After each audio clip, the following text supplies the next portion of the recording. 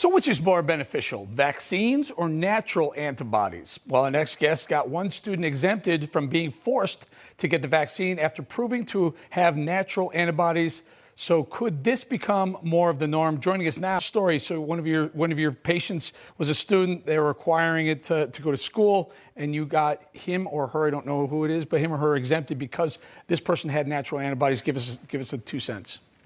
Sure, Eric. So here we had a healthy college student who had been diagnosed with COVID this past spring, very mild symptoms, and now it's time to go back to school. It's the fall, and we unfortunately, as you know, in many universities have these extreme vaccine mandates for healthy young adults just to attend college, and he rightfully did not want the vaccine because he assumed he had the antibodies, and we were able to show that he indeed did have natural, robust protection to SARS-CoV-2. I had lengthy discussions with the physicians at the school, and thankfully reason prevailed and he was exempted. The overarching point here is that proof of immunity rather than a vaccination is the gold standard and therefore should allow you an exemption from a vaccine mandate.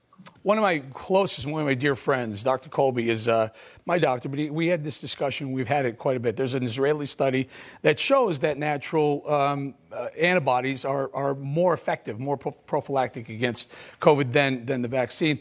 Another doctor friend of mine said, well, yeah, you can have the natural antibodies, but there's also a part of the virus that may be exposed, and that the vaccine will actually help close that loop, close the envelope surrounding the virus. Go ahead, sir.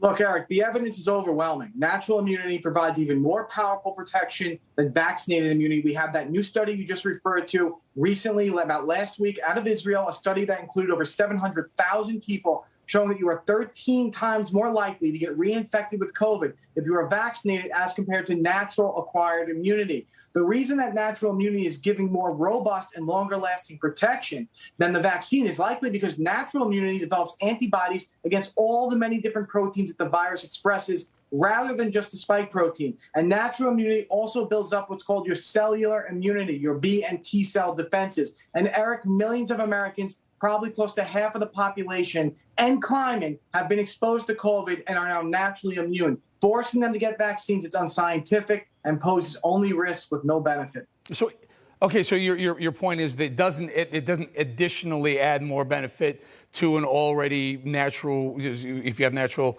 immunity, it doesn't add to that layer of protection. It does not. Okay, we're going to leave it right there. We're going to thank him, have the control room call him back and thank him. That's Dr. Russell Surratt.